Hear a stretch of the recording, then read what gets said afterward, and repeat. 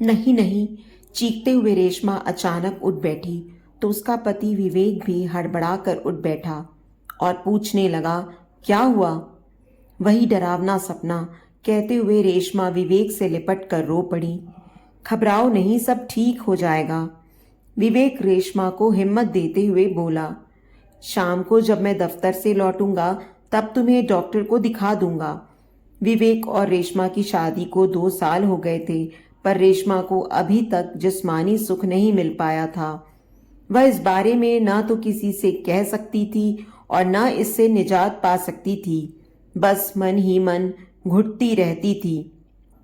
विवेक रात को दफ्तर से वापस आता तो थका मांदा उसके साथ सोता, फिर पल भर के छूने के बाद करवट बदल लेता और रेशमा जिस्मानी सुख को तरसती रह जाती।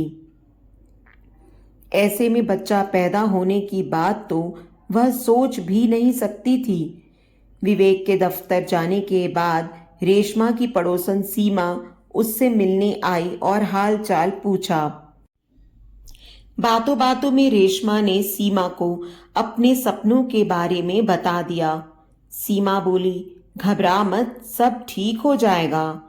यहीं नजदीक में ही एक तांत्रिक पहलवान हैं। वे तंत्र विद्या से रूहानी इलाज करते हैं। उन्होंने कईयों को ठीक किया है। तू भी चलना, अगर मुझ पर भरोसा है तो।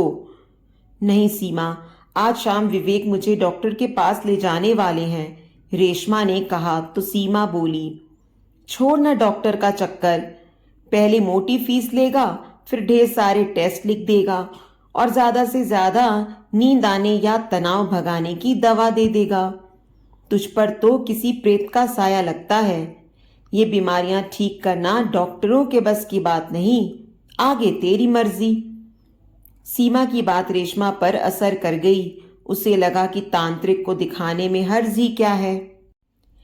कुछ सोचकर उसने हामी भर दी और विवेक को मोबाइल फोन मिलाकर सब सच बता दिया। सीमा और रेशमा तांत्रिक पहलवान के पास पहुंची।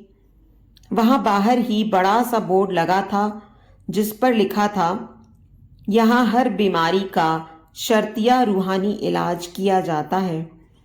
उन्होंने तांत्रिक से मिलने की इच्छा जताई तो वहां बैठे तांत्रिक के अर्दली ने उन्हें बाहर बैठा दिया और बोला, अभी पहलवान पूजा सिद्ध कर रहे हैं। फिर वह बड़ी देर तक उनसे बातें करता रहा और उनके मर्ज के बारे में भी पूछा।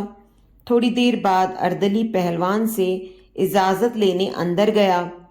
तभी एक और औरत आकर उनके पास बैठ गई और इनसे मर्ज पूछा। साथ ही बताया कि पहलवान बहुत अच्छा इलाज करते हैं। रेशमा ने उस औरत को सारा मर्ज बता दिया और पहलवान के बारे में जानकर उसका भरोसा और बढ़ गया। इतने में अर्दली आया और बोला, चलिए, आपको बुलाया है। अंदर एक मोटी मोटी आंखों वाला लंबा चौड़ा आदमी माथे पर पटका बांधे बैठा था। कमरे में दीवारों पर तंत्र मंत्र लिखे कई पोस्टर लगे थे। चारों ओर धूप बत्ती का धुआं फैला था। वहां सिर्फ 0 वॉट का एक लाल बल्ब रोशनी फैलाता माहौल को और डरावना बना रहा था। वह आदमी मोबाइल फोन पर किसी से बात कर रहा था। उसने बात करते करते इन्हें बैठने का इशारा किया।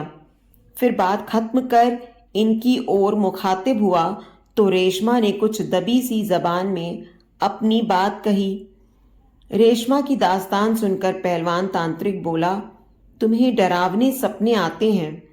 पति की कमजोरी का खामियाजा भुगत रही हो और ना किसी से कह सकती हो और ना सह सकती हो। अभी तक कोई बच्चा भी नहीं है, सबके ताने सहने पड़ते हैं। रेशमा हैरान थी कि तांत्रिक यह सब बिना बताए कैसे जानता है, लेकिन उसे वह पहुंचा हुआ तांत्रिक लगा और इससे उस पर रेशमा का भरोसा बढ़ गया। फिर वह उनसे बोला, लगता है कि किसी बुरी आत्मा की छाया है तुम पर, जिसने तुम्हारे दिमाग पर कब्जा कर रखा है। इसका इलाज हो जाएगा, लेकिन जैसा मैं कहूं वैसा करना होगा। 4-5 बार झाड़ फूंक के लिए बुलाऊंगा, नतीजा खुद तुम्हारे सामने आ जाएगा। रेशमा को उसके रूहानी इलाज पर भरोसा हो गया था, इसलिए वह रूहानी इलाज के लिए तैयार हो गई और फीस के बारे में पूछा। इस पर तांत्रिक बोला, अपनी मर्जी के हिसाब से कुछ भी दे देना। मन मांगी फीस तो हम तब लेंगे जब काम हो जाएगा। हमें पैसों का कोई लालच नहीं है। कहते हुए तांत्रिक ने नजर से नजर मिलाकर रेशमा की ओर देखा। ठीक है कहकर रेशमा ने इलाज के लिए हामी भरी तो सीमा को बाहर भेजकर तांत्रिक ने कमरा बंद कर लिया। तांत्रिक ने रेशमा को भभूत लिपटा एक लड्डू दिया और वहीं खाकर जाने को कहता हुआ बोला, 2 दिन बाद फिर आना। पूरी विधि से झाड़ फूक कर दूंगा। असर तो आज से ही पता चल जाएगा तुम्हें। घर पहुंचकर रेशमा को कुछ हल्कापन महसूस हो रहा था। उसे लग रहा था कि इस रूहानी इलाज का उस पर असर जरूर होगा। वह चिंता मुक्त हो बिस्तर पर पसर गई। कब आंख लगी उसे पता ही न चला। आंख खुली तब जब विवेक ने दरवाजा खटखटाया। ओह, आज कितने अरसे बाद इतनी गहरी नींद आई है। शायद यह रूहानी इलाज का ही असर है, रेशमा ने सोचा और दरवाजा खोला। चाय पीते समय रेशमा ने विवेक को तांत्रिक की बात बता दी। रेशमा को तरोताजा देखकर विवेक को भी यकीन हो गया कि इस इलाज का असर होगा, लेकिन चुटकी लेता हुआ वह बोला, कहीं तांत्रिक ने नींद की दवा तो नहीं डाल दी थी लड्डू में जो घोड़े बेचकर सोई थी। 2 दिन बाद रेशमा को फिर तांत्रिक पहलवान के पास जाना था। उसने फोन करके पहलवान से मिलने का समय ले लिया और तय समय पर पहुंच गई। तांत्रिक ने पहले की झाड़ फूक का असर पूछा तो रेशमा ने बता दिया कि फर्क लग रहा है। तांत्रिक की घूरती निगाहें अब रेशमा के उभारों का मुआयना कर रही थीं। 0 वोल्ट के बल्ब की लाल रोशनी में, धूप बत्ती के धुएं और बंद कमरे में तांत्रिक ने एक बार फिर रेशमा की झाड़ फूंक की और उससे करीबी बनाने लगा। फिर उसने रेशमा को भभूत लिपटा लड्डू खाने को दिया, जिसे खाने पर वह बेहोश सी होने लगी। असर होते देख तांत्रिक पहलवान ने रेशमा को अपनी बाहों में जकड़ लिया। अब तांत्रिक को मुंह मांगी मुराद मिल गई थी। उसने रेशमा के अंगों के साथ खुलकर खेलना शुरू कर दिया। मन मुताबिक भोग विलास के बाद तांत्रिक पहलवान ने रेशमा को घर भेज दिया। घर आकर रेशमा बिस्तर पर पड़ गई। उसे तांत्रिक की इस हरकत का पता चल गया था, लेकिन उसने जिस्मानी सुख का सुकून भी पाया था जिसे वह खोना नहीं चाहती थी। अगली बार रेशमा तांत्रिक के पास गई तो खुला दरवाजा देख बिना इजाजत अंदर जा पहुंची। अंदर का नजारा देखकर वह दंग रह गई। अंदर तांत्रिक उसी औरत की बाहों में बाहें डाल बैठा था जिसे उसने पहले दिन वहां देखा था और सारा मर्ज बताया था। रेशमा समझ गई कि यह तांत्रिक ही जानकार है और इसी ने मरीज बनकर सब जान लिया और फोन पर तांत्रिक को बताया था। तभी तो तांत्रिक फोन पर बात करता मिला और हमारे बारे में सब सच सच बता पाया। रेशमा को देखते ही वह औरत तांत्रिक से अलग हो गई और कमरे के बाहर चली गई। रेशमा भी सब कुछ जानने के बावजूद खामोश रही। तांत्रिक ने रूहानी इलाज शुरू किया और रेशमा खुद को उसके सामने परोसती चली गई। अब रेशमा जब तब पहलवान के पास इलाज के बहाने पहुंच जाती और देह सुख का लुत्फ उठाती। उस दिन रेशमा की सास उनके यहाँ आई हुई थी। उसे जोड़ों का दर्द व बुढ़ापे की अनगिनत बीमारियां थीं, जिसके लिए विवेक ने उन्हें पहलवान के पास ले जाना चाहा था। तभी रेशमा उपकाई करती दिखी तो सास और खुश हो गई। वे विवेक को बधाई देते हुए बोली, सचमुच पहलवान का इलाज कारगर है जो बहू पेट से हो गई। लेकिन रेशमा के मन में हजारों शक पनपने लगे थे।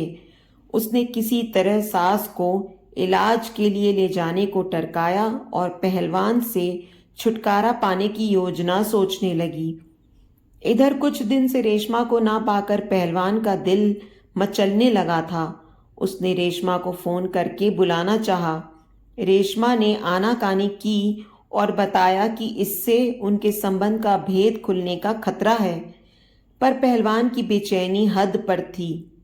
तांत्रिक पहलवान बोला, अगर तुम नहीं आओगी तो मैं तुम्हारे इस संबंध के बारे में खुद तुम्हारे पति को बता दूंगा। अब रेशमा दुविधा में थी, पति को बताए तो परेशानी और ना बताए तो पहलवान का डर। रेशमा को खुद को बचाना मुश्किल हो रहा था।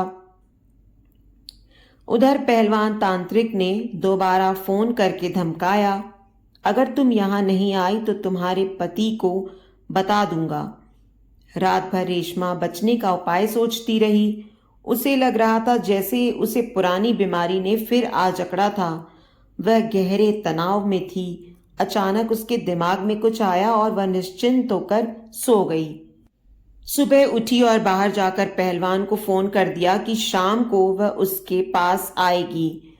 इससे वह खुश व संतुष्ट हो गया। साथ ही उसने अपने पति विवेक को विश्वास में लिया और बोली, देखो, तुम सासू माँ का इलाज पहलवान से करवाने को कह रहे थे, लेकिन मैं तुम्हें बता दूं कि वह आदमी ठीक नहीं है। मंत्र पढ़ते समय उसने मुझे भी कई बार छूने की कोशिश की। सुनते ही विवेक आग बबूला हो गया और बोला, तुमने पहले क्यों नहीं बताया? मैं करता हूं उसका रूहानी इलाज। आज ही उसके खिलाफ पुलिस में शिकायत करता हूं। रेशमा ने उसे रोका, उसे खुद को भी तो बचाना था। फिर वह बोली, मैं आज शाम इलाज के लिए वहां जाऊंगी। अगर उसने ऐसी कोई बात की तो फिर तुम जो चाहो कर लेना। अब रेशमा रूहानी इलाज करने वाले पहलवान तांत्रिक के पास पहुंची। रेशमा को देखते ही पहलवान खुश हो गया। वह झूठा गुस्सा दिखाते हुए बोला, तुम समझती क्या हो खुद को? मैं जब बुलाऊं तुम्हें आना होगा, वरना मैं तुम्हारे पति को सब सच बता दूंगा। कहते हुए उसने दरवाजा बंद किया और रेशमा को अपनी बाहों में जकड़ने लगा। तब तक रेशमा अपने पति को मिस कॉल करके संकेत दे चुकी थी। थोड़ी ही देर में विवेक पुलिस को लेकर आ पहुंचा। पहलवान रंगे हाथों पकड़ा गया। पुलिस उसके कमरे पर ताला जड़कर उसे साथ ले गई। उधर रेशमा खुश थी। उसने एक तीर से दो निशाने जो साधे थे। एक तो उसने रूहानी इलाज के बहाने जिस्मानी भूख खत्म की, फिर तांत्रिक को पकड़वा कर खुद को उसके चंगुल से निकाल लिया था। साथ ही पति की नजरों में भी उसने खुद को बेदाग साबित कर लिया था। तो दोस्तों, उम्मीद करती हूँ आपको आज की हमारी ये कहानी पसंद आई होगी। कहानी पसंद आई है तो वीडियो को लाइक और शेयर करें। चैनल पर नए हैं तो चैनल को सब्सक्राइब करें और हाँ, नोटिफिकेशन बेल को ज़रूर दबाएं ताकि अगली अपडेट सबसे पहले आपको मिले।